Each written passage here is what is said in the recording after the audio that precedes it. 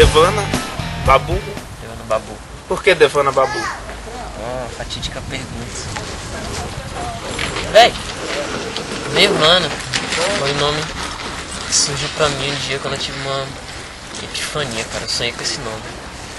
Eu sonhei que eu era um deus dourado e que eu morava numa escuridão de um poço. Miguel, por aqui, ó, mãe. E que um deus indiano aparecia com 4 patas, 3, 6, várias. E aumentando. Dizia: você, seu verme, a partir de hoje você não se chama mais Paulo Sérgio, você se chama Devana Babu. Engraçado que o cara tinha uma cara assim de Jimi Hendrix, saca? Bizarro. Aí quem sou eu pra questionar Jimi Hendrix, né, velho? Aí por isso você deixa um cabelo meio Hendrix também. Não, é porque na África as mulheres têm cabelo mais enroladinho, sabe? Como eu sou descendente africano. Tá certo. Na pele mais escura. E... Tá, mas tem quanto tempo esse sonho? Você, imediato, você já mudou seu nome? Assim, Eu colocou esse nome artístico? Na verdade eu não comecei a usar esse nome como um nome meu, assim, tipo... Você me chamem de Devana agora. Na verdade eu comecei a assinar meus trabalhos você como começou Devana. a assinar seus trabalhos como Devana a partir... aí o nome foi pegando. Foi imediato que você sonhou, você começou a assinar como... Foi. Então você acreditou mesmo, assim, nem pensou um pouco, assim. Bicho, foi arrepiante, assim, velho, muito não é real, acreditar, véio. mas assim, você já entrou mesmo no sonho, Claro. na onda do sonho Claro. e emendou.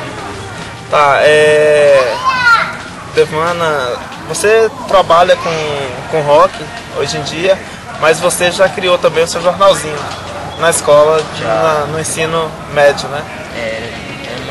Era o quê? Primeiro ano, não era isso? Primeiro ou segundo ano no ensino médio? No primeiro ano. Primeiro ano? Primeiro, segundo, terceiro, 3 anos. Né? Foi. Mas numa época ele foi, assim, proibido circular dentro da escola. Você estudou.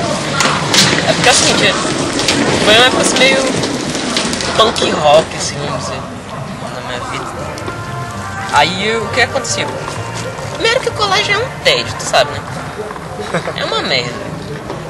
Como eu não gostava daquilo, eu também queria me divertir e ao mesmo tempo eu me sentia desconfortável com certas coisas.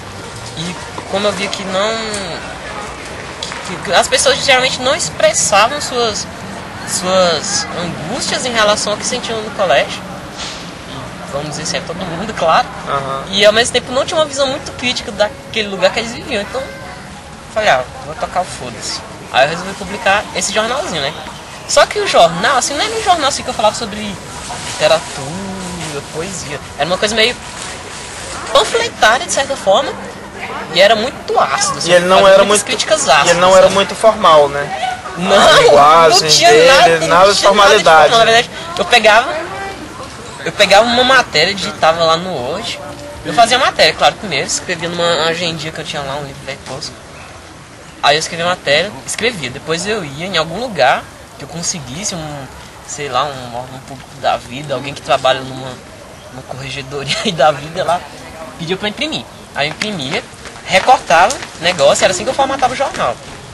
Tinha Word, CorelDRAW, nada. Aí eu pegava uma folha assim A4, recortava as matérias, colocava umas imagens.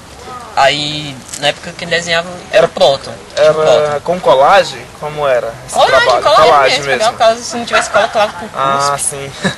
Aí na época, também quem fazia parte do jornal era o Proton, né? O Proton sempre me acompanhava. Porque ele é cartunista. Cartunista e desenhista. Uhum. Físico quântico. Chama doideira. Aí ele pegava e fazia as ilustrações, assim, fazia umas ilustrações bem escrachadas também. A gente pegava, recortava tudo, uma coisa bem dadaísta, assim, eu tirando o papel assim, pá, fechava o olho, abria e colava. E era assim, a gente pegava, xerocava e ia dando de mão em mão. Era bem tosco, bem trash. Depois que, assim, como aconteceu a proibição dele circular dentro da escola?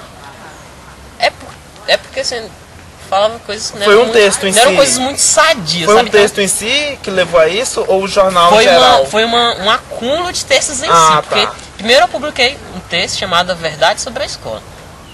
Que falava, não a verdade sobre a escola, mas a verdade que eu via dentro da escola. Sim. Toda aquela podridão, devassidão e ódio, rancor e misérias que eu via lá. Aí eu escrevi esse artigo. ele causa um frição, assim, é claro. Ninguém gosta do que estava escrito, exceto os alunos, é claro. Aí, uma vez, eu publiquei um outro texto falando sobre uma defesa em prol da cola. Defendendo por que era sadio e por que era uma coisa boa e saudável para o sistema escolar que as pessoas colassem. Depois eu fiz um outro... que foi a gota d'água, não? Não. Depois eu fiz um outro texto que era o manifesto em prol da bagunça. Na verdade, esses dois foram anteriores. A gota d'água foi quando eu escrevi o manifesto em prol contra a escola. Que eu fiz um verdadeiro manifesto. Aí as pessoas não gostaram e falaram, ó, quando você for publicar esse jornal, primeiro você vai ter que mostrar para a direção e a gente vai ter que aprovar. E você vai ter que tirar esse negócio aí de circulação. Porque eu pegava e saía fixando. Eu colei na sala dos professores, colei na porta das salas e distribuía de mão em mão também. Aí censuraram, falaram que não podia publicar não. Aí foram até você? Mas professor, eu tô me expressando, isso aqui, falando, não, mas você tá dentro da escola. Mas quem foi a primeira pessoa da escola? Foi um professor, um diretor que foi até você falar sobre o jornal? Que todos, na verdade. Censurado. Quem censurou mesmo foi a diretora, só que ela censurou assim, porque todos os professores, todos, pressionaram ela contra isso. Falaram assim, ó, não é pra deixar esse molequinho, que é isso que ele pensa que é pra ir contra. Você tinha quantos anos na época? O sistema escolar. Uns 14 anos. 14 anos. 14, 15. Certo. Não, 14 anos, tinha 14 anos.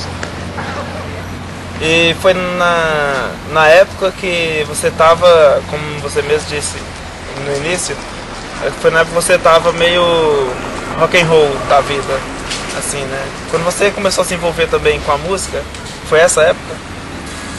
Não, com a música não, na verdade, sempre fui envolvido com a música, assim, mas é porque eu comecei a assumir mais um lado mais rock and roll. Foi um pouco antes, foi quando eu tinha uns 12 anos. E qual é o seu incentivo, assim? Pais? Quem mais incentiva você a... No rock ou na música? No geral, assim, você pode falar no rock, na música... Não. Minhas grandes influências, meus ídolos, mentores, sempre foi minha família. Meu pai, principalmente. Paulo da Gomé. E... artista plástico, músico. Que é artista plástico, músico, poeta, um monte de coisa. E agora político também. Quer saber de coisas públicas. E meus tios, assim, sabe? Porque minha família assim, paterna, os homens da família, meus tios, sempre tiveram muita ligação com isso. Meu tio é jornalista, escritor, uma enciclopédia musical gigantesca. Sérgio? Não. Qual é o nome do seu tio? Não, tio Fábio. Fábio. Meu tio Fábio é jornalista, sim. escritor, é enciclopédia ambulante de música. Ele usando comigo aí, que eu falo assim, eu tenho tudo de Rony. Você estava escrevendo um livro online, não era? Pra galera poder acompanhar no seu blog. Eu comecei de início a acompanhar, que você mandou o link pra mim. Você chegou a concluir esse livro? Cara, esse livro, ele não é um livro, é uma novela, cara. Porque... Uma novela? Eu não sei. Tem vários capítulos. É porque eu comecei a escrever ele há muito tempo atrás, muito tempo. Eu era bem criança na época. Só que eu escrevi um negócio bem tosquinho assim, sabe? Só que, sei lá, eu escrevi mais pra me divertir mesmo. Aí, depois do tempo, eu olhei pra aquilo e falei, caralho, que lixo. Aí eu peguei e falei, não, vou fazer uma falei, não, vou fazer uma segunda versão desse texto. Aí eu peguei e comecei a escrever de novo. Só que essa eu sou meio compulsivo assim quando eu escrevo, sabe? E às vezes eu tenho muita ideia, velho. Minha mão não acompanha isso, sabe? Aí dá uma preguiça de escrever, velho. Aí tipo, peguei e comecei a escrever, fiz uma segunda versão, aí fui, escrevi. Aí parei. E eu tenho assim um certo problema assim de foco, assim, eu não consigo. Eu me concentro num projeto muito, só que se eu encontro uma outra coisa no caminho assim, sabe? Sei. Eu me desvio do rumo, aí quando eu vou voltar eu já não consigo mais. Aí eu peguei e comecei a escrever, eu fiz uma terceira versão, uma quarta. Aí foi quando eu decidi começar a publicar. Na verdade, comecei a publicar como uma forma de me incentivar a terminar o livro, entendeu? Sim. Porque o negócio tava se arrastando, tava ficando aquela coisa assim, nunca concluída, sabe? E como foi a quantidade de leitores que acompanhavam? O seu livro era boa, cara, razoável? Não vamos dizer assim que tinha os fiéis, 1 milhão assim, de pessoas lendo, mas tinha eu fiquei de cara que fiéis, tinha uma galera boa lendo, velho. E muita gente comentando também. E pior ainda, muita gente achando massa, assim. Eu não achava assim que era tão massa, mas muita gente que leu gostou.